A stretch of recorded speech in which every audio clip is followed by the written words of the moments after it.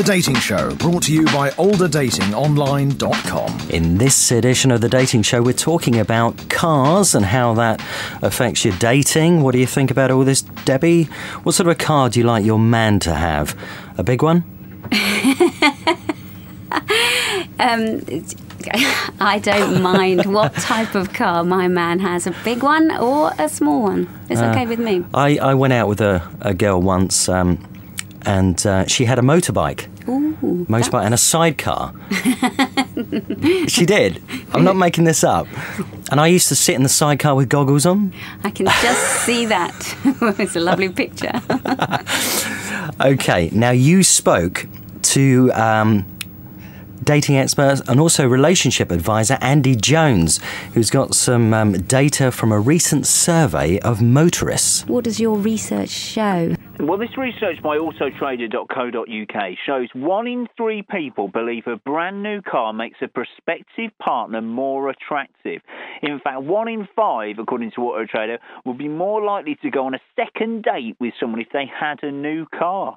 The most attractive car is a blue hatchback nationally. However, this in the Southampton area changes to red, possibly because it's Southampton colours. Who knows? Right, okay. Is there a difference in the attraction factor if it's a woman driving the car?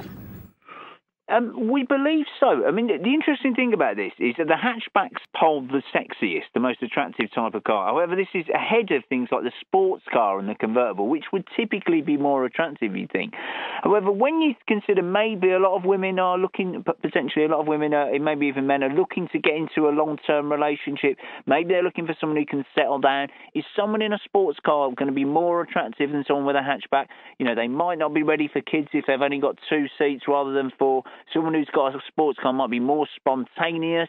They might be looking to upgrade you if you don't keep your sleek look that you have in your first date.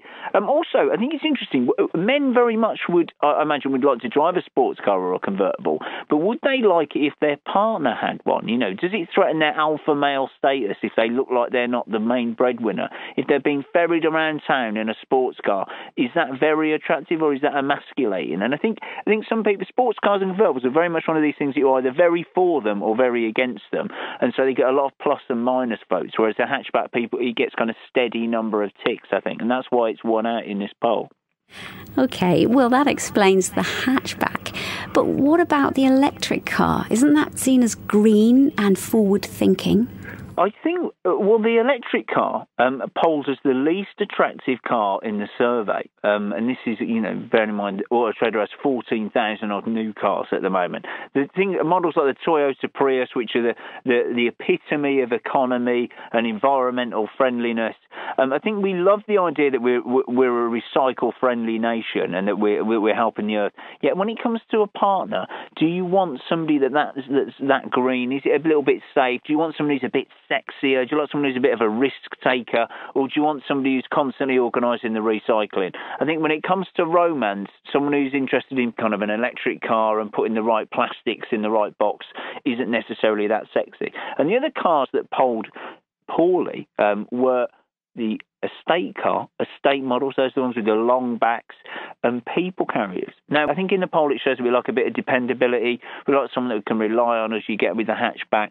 But I suppose the hatchback still remains a little bit sporty, whereas a people carrier or an estate car, people don't dream of being picked up on their first date by someone in a people carrier, unless they've ordered a taxi, of course.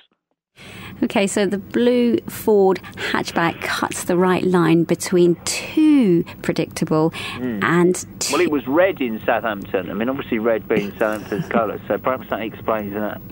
Yeah, what about a white Audi A3? Is this what you drive? It is. Oh, wow. Wow. I don't know. I think white's a very safe choice, although it's probably harder to clean. An Audi A3, I think that's sporty enough, but still safe enough that you've got a bit of flex with it. I think with your lovely voice as well, we'd poll quite high on the attractiveness poll. Oh, thank you very much. Okay, well, what about people with no car at all? Are they just not attractive? It's difficult. Well, I don't currently have a car, but I live in a big city, and so I've got a bit more of an excuse. I think the whole thing to do with the car is that we base it's not just a vehicle, it's something that we base a kind of an emotional significance to. You might have your first kiss in a car, you might hear your first I love you in a car, you might have your first breakup in a car. They're kind of intrinsically linked to our kind of romantic relations. However, if you haven't got a car, it shouldn't pose a problem.